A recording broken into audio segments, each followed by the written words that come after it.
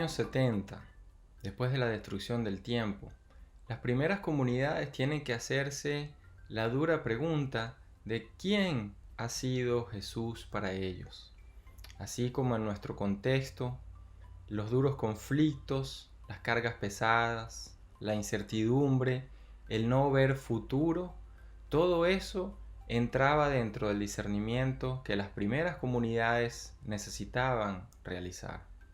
Para ello nos ofrecen dos relatos de la Natividad que buscan compartir ese modo distinto de ser de Dios que se revela a través de Jesús y que se descubre bajo la opción por los pobres, olvidados, excluidos, víctimas, por los discriminados, por todos aquellos que habían perdido la esperanza y no veían futuro en sus vidas.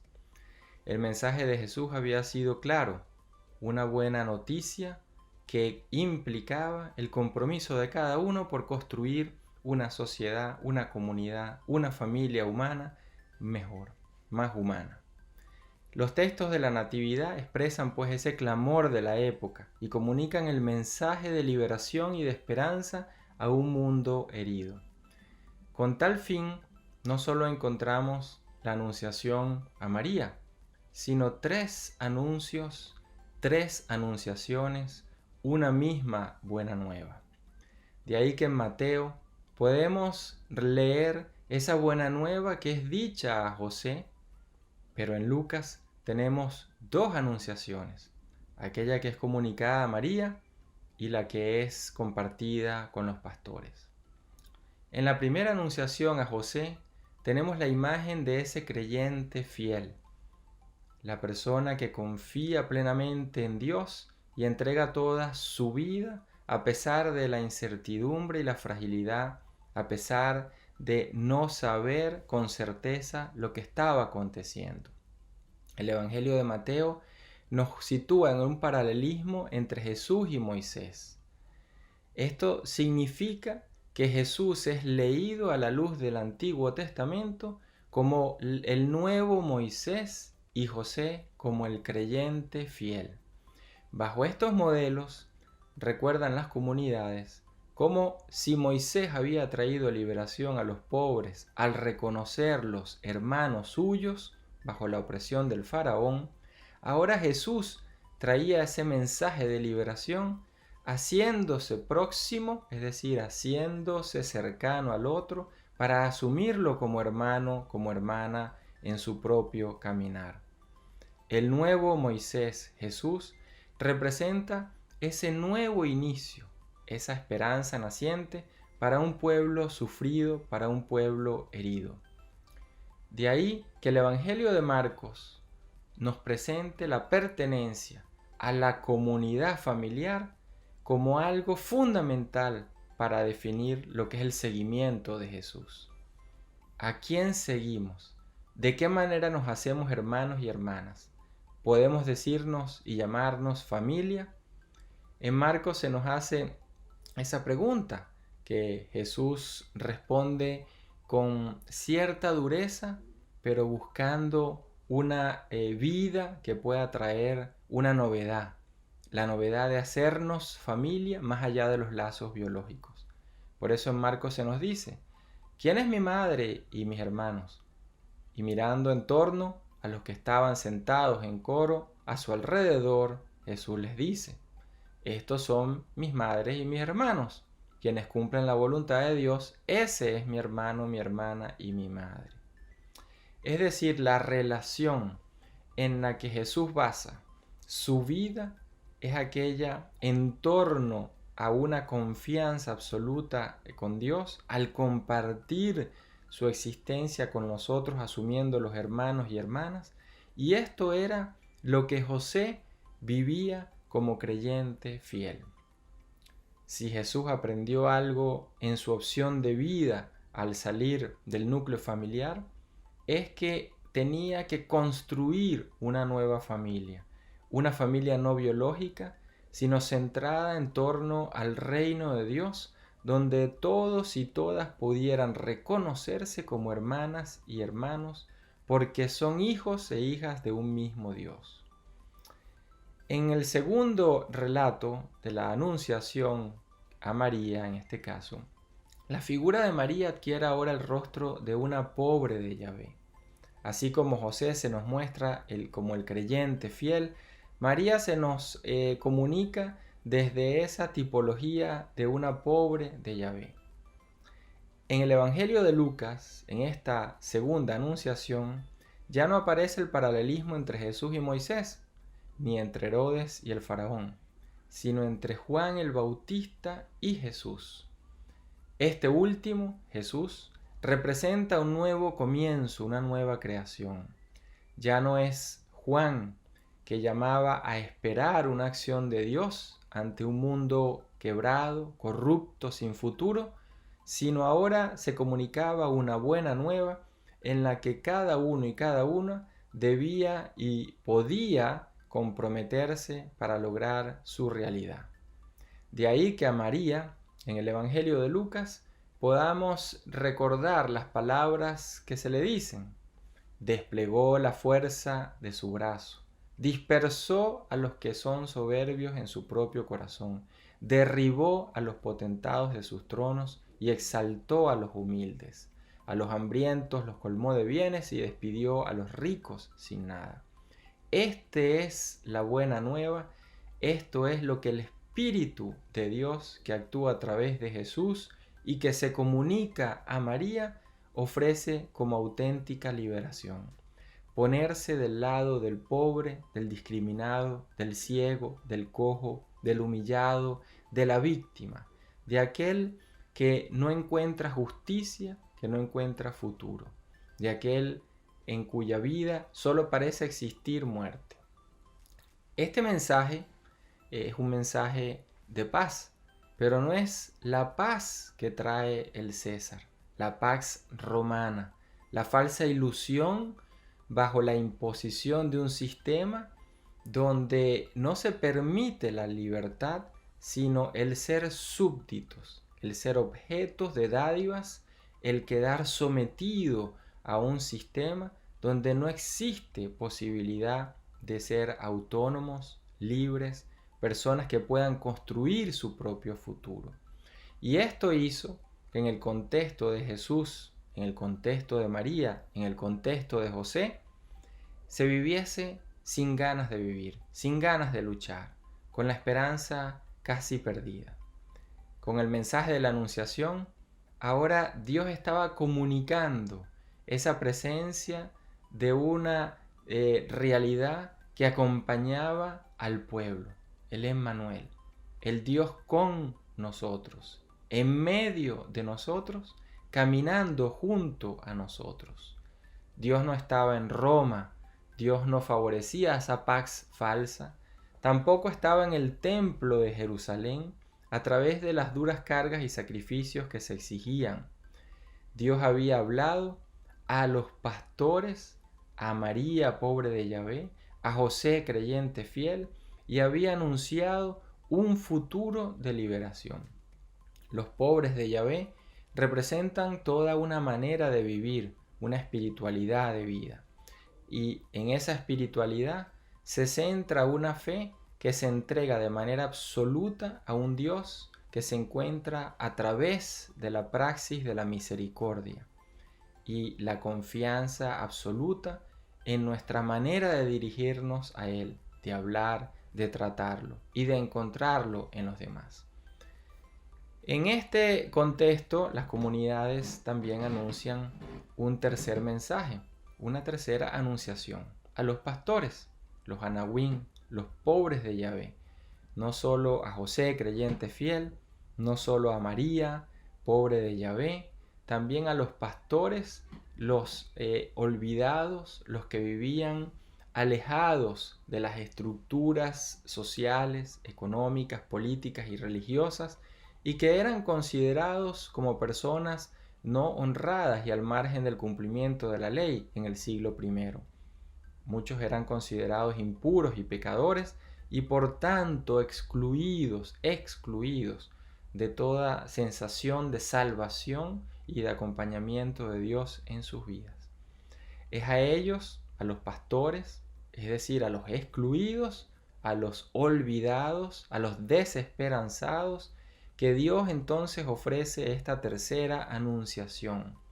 Ya no es la paz que se anuncia de la pax romana que trae la imposición y la sumisión, sino una paz que se da reconociendo aquel que otros excluyen, a las ovejas perdidas de Israel, a los pecadores, a aquellos que eran considerados completamente al margen del amor y del abrazo de la misericordia.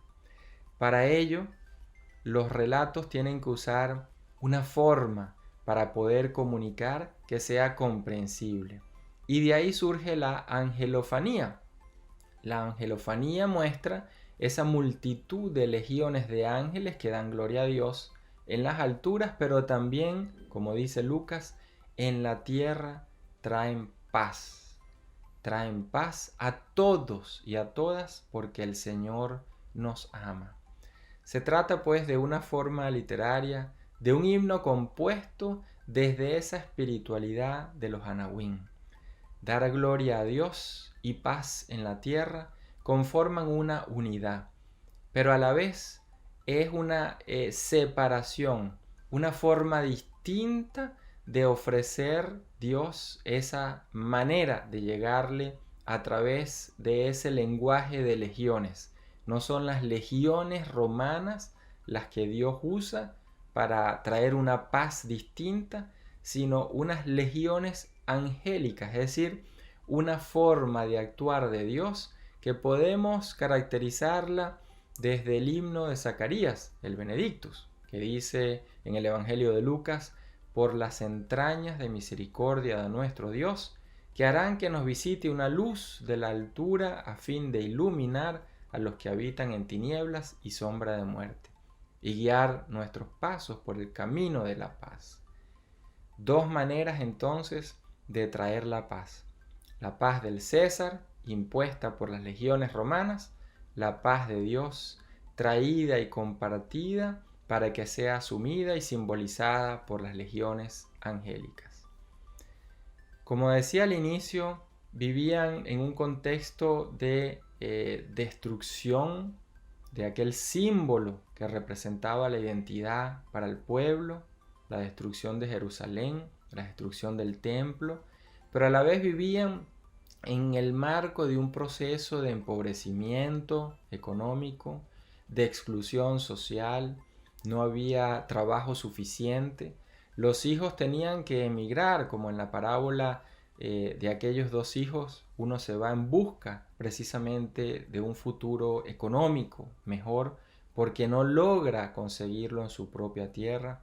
También se vivía a nivel político una situación muy dura de opresión bajo el Imperio Romano, a la vez que bajo el rey clientelar, es decir, Herodes, que había hecho un proyecto de colaboración con el Imperio Romano para mantenerse en el poder, sometiendo al pueblo de Israel. Como podemos ver, son relatos entonces que se disciernen en contextos muy duros y muy parecidos a los que hoy podemos vivir en distintas naciones, en distintos contextos, cada uno, cada una.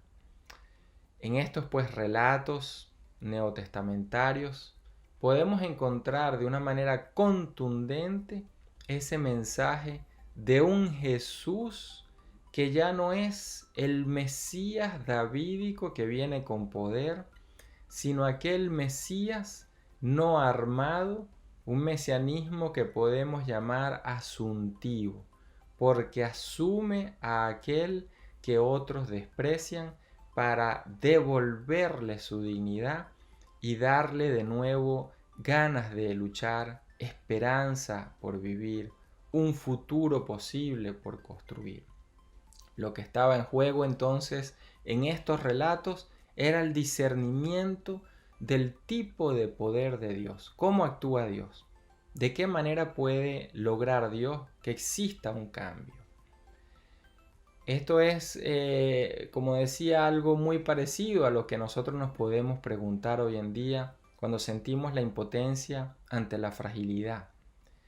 Y es que las primeras comunidades vivían esa misma situación o una situación equivalente. Y también entonces se preguntaban si esto era real o era simplemente un ideal. Por eso le dicen, como testimonia Marcos, como testimonia Mateo, si este Jesús, que era un carpintero, el hijo de María, hermano de Santiago, de José, Judas y Simón, si ese que vive ahí con los que otros conocen en un pueblo normal y corriente, le dicen si éste podía traer una buena nueva. Es decir, se asombran. Les viene la propia duda de creer si una del pueblo podía actuar con tal autoridad que restituyese esa buena nueva que había sido olvidada. ¿Cómo era posible entonces que un Galileo pudiera traer un mensaje tan hermoso en un contexto tan duro? O como testimonia Juan, ¿cómo podía salir algo bueno de Nazaret? El contexto de Galilea, por ello, no era favorable a que la mayoría de las personas creyesen más en que podía cambiar esa realidad. La propuesta que Juan el Bautista había hecho era la de esperar una acción divina. Y mientras tanto, como dice el Evangelio de Lucas, cuando le preguntan ¿qué debemos hacer?, respondía: el que tenga 2 túnicas, que las reparta con el que no tiene; el que tenga para comer, que haga lo mismo. Y también los publicanos que se bautizaban decían, como testimonia y sigue el texto de Lucas: Maestro, ¿qué debemos hacer? Y él les dijo: no exijáis más de lo que os está fijado. Es decir, que en ese contexto la respuesta se basa en la solidaridad.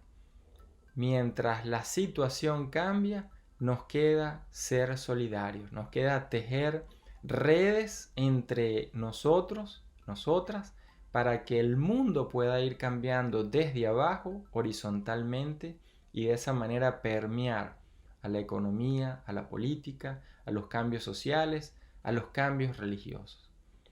Al final dice con toda claridad el texto de Lucas en ese capítulo 3 de los versículos 10 en adelante a los que nos hemos referido: no hagáis extorsión a nadie, no hagáis denuncias falsas, y contentaos con vuestro salario. Como el pueblo estaba a la espera, andaban todos pensando en sus corazones acerca de Juan, si no sería él el Cristo, el Mesías. La pregunta entonces por esa expectativa de un Mesías estaba ahí. ¿Vendría Dios a través de un mensajero? ¿Enviaría a un Mesías poderoso que pudiera liberarlos del imperio romano, que pudiera liberarlos de Herodes, que pudiese traer una forma distinta de vivir la religión? Estas preguntas, como las que hoy nos hacemos, caracterizan entonces a personas que desde su incertidumbre, desde su fragilidad, desde su angustia, necesitan encontrar ese rostro de Dios en medio de las duras realidades que están viviendo. Algo fundamental que, a diferencia de Juan, Jesús propone es resituar la acción del cambio desde nuestra propia praxis, que nuestras propias opciones reconozcan que el sábado fue hecho para el hombre, como testimonia Marcos, y no el hombre para el sábado. Es decir, que seamos sujetos sociales, libres, autónomos, que nuestra dignidad sea primero antes que las creencias religiosas, las posiciones ideológicas, los sistemas políticos. Es decir, la dignidad del ser humano es en Jesús lo central para su proyecto. Por ello, en Mateo testimonia que él ha sido enviado para que las ovejas perdidas de Israel, que habían sido abandonadas, que se sentían olvidadas, pudiesen reencontrarse en esa gran casa, en esa gran comunidad de Israel, y nuevamente ser acogidas. En este contexto no era fácil entender entonces qué significa vivir de la fe. Vivir de la fe. ¿Cuál es el modelo de fe? Que Jesús, ese que nace en este contexto tan duro, propone para poder ser una buena noticia. Y es que para Jesús el modelo de fe está en Abraham. El Evangelio de Lucas dice, ¿puede Dios sacar hijos de Abraham de estas piedras? Estas piedras, esa realidad de piedra, ese corazón duro, ese contexto que no da vida, ¿puede Dios sacar hijos de Abraham? Es decir, relaciones en las que los sujetos puedan creer, puedan tener posibilidad, puedan encontrar a Dios a través del hermano y la hermana, puedan superar la sobrevivencia, la asfixia y el temor de seguir viviendo sin futuro. Jesús encuentra esa nueva manera de ver la vida en las personas que otros decían que no tenían fe, en personas que otros y otras reconocían como impuras, como pecadoras. Y así lo hace con una mujer, la cananea, como lo testimonia la comunidad de Mateo. En esa mujer Jesús encuentra su propia conversión. En una mujer Jesús encuentra una fe auténtica y mayor que la de todo el pueblo de Israel. También podemos recordar su encuentro con un centurión, un pagano, otro considerado no creyente para el contexto del pueblo de Israel. Y el Evangelio también de Mateo nos dice cómo reconoce que os aseguro que no he encontrado en nadie en Israel una fe tan grande. Jesús encuentra a Dios ahí donde los demás no lo han logrado descubrir. Y encuentra a Dios a través de el rostro de aquellas personas que en su fe, más allá de su pertenencia religiosa, ideológica, política, ilumina con misericordia y con paciencia la realidad tan dura que viven. De ahí que tenían que preguntarse nuevamente, si tú, Jesús, eres de Galilea, ¿cómo es posible que haya surgido este profeta de Galilea? Como dice Juan. Como dice el Evangelio de una manera tan clara, este es el Mesías. Pero en ese contexto muchos se preguntaban, ¿y es que acaso un Mesías puede venir, puede salir, puede nacer en Galilea? Y es aquí donde los relatos de la Natividad nos sitúan ante preguntas fundamentales. ¿Por quién optamos?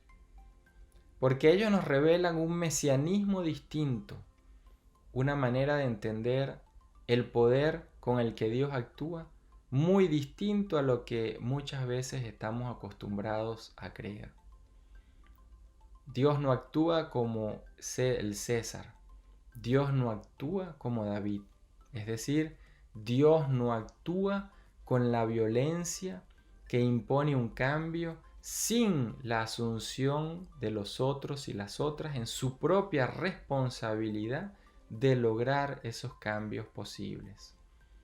¿Cómo comprender entonces esta nueva forma de actuar de Dios a través de Jesús si no se parecía a los referentes que el pueblo tenía en su imaginario? David, Moisés, Juan el Bautista, anunciando cambios por la fuerza, otros anunciando cambios en la medida en que esperemos que vengan y que los traiga otro, Dios desde afuera. Cuando Jesús llama a un compromiso, a una conversión, pero una conversión que se da desde el trato personal y cotidiano con aquellos que han sido olvidados y puestos a un lado, con aquellos que no tienen esperanza. Por ello, en los relatos de la Natividad, en el Evangelio de Lucas, se testimonia: hoy en la ciudad de David os ha nacido un Salvador, el Mesías, el Señor. Es Jesús y no César Augusto, el Salvador. Es Belén y no Roma, la ciudad donde se inicia la verdadera liberación y el tiempo de paz. Es un niño, un frágil, uno que no tiene poder y que depende del cuidado del otro y de la opción del otro para que pueda acontecer una verdadera humanidad, una verdadera realidad en ese niño que pueda madurar hasta traer paz y una liberación real con su praxis como adulto. La superación entonces del tipo de mesianismo que se creía en el siglo I se logra a través de ese encuentro que Jesús va teniendo con la realidad de su propio pueblo, que se encontraba oculta o puesta a un lado, como en la parábola del buen samaritano, puesta a un lado por muchos que no querían ver, que no querían actuar. Es ahí pues donde los relatos nos invitan, como dice el texto de Isaías, a que ese ungido por el Señor, Jesús, que ha sido enviado para dar la buena noticia, lo ha sido a los que sufren, como el texto de las bienaventuranzas, que invito a leer tanto en Mateo como en Lucas. Bienaventurados los que trabajan por la paz, porque ellos serán llamados hijos de Dios. Ha nacido un hijo de Dios, ha nacido uno que trabaja por la paz. Bienaventurados los perseguidos por causa de la justicia, porque de ellos es el reino de los cielos. Ha nacido uno que por causa de la justicia ha sido perseguido, ha sido torturado y ha sido asesinado. Jesús. De él será el reino de los cielos. Las bienaventuranzas entonces se actualizan en nuestro seguimiento de Jesús en el modo como hacemos equivalente hoy lo que Jesús en su época logró hacer. Es un conflicto en el que seguimos nosotros hoy en día. ¿En quién creemos? ¿Cómo es Jesús para cada uno y para cada una de nosotros? ¿A quién le trae la buena noticia como sujetos prioritarios desde donde va generando un cambio? A esos pastores, a los anahuín, a los pobres de Yahvé, a los creyentes fieles, es decir, los que representan María, José y los pastores. La época del Bautista, la época de la espera, se convertía ahora en la época de las opciones, de las decisiones fundamentales que debían comenzar a construir entre todos y todas esa buena noticia. Jesús pues nos deja con ese reto. Las comunidades cristianas lo disciernen. ¿Qué haremos nosotros en nuestros contextos si estos relatos nos están anunciando de una paz, de una manera de vida, de un estilo y de unas opciones que hoy en día son tan necesarias como lo fueron para las primeras comunidades? La natividad de Jesús nos enseña que para Dios nada ni nadie está perdido. Nada ni nadie está olvidado ni excluido. Y sobre todo, que nunca es tarde para comenzar a construir un mundo más humano. Esta es la lógica evangélica de la buena noticia. Este es el anuncio de la esperanza que reciben María, José y los pastores, pero es también la tarea que tenemos cada uno y cada una de nosotros por delante.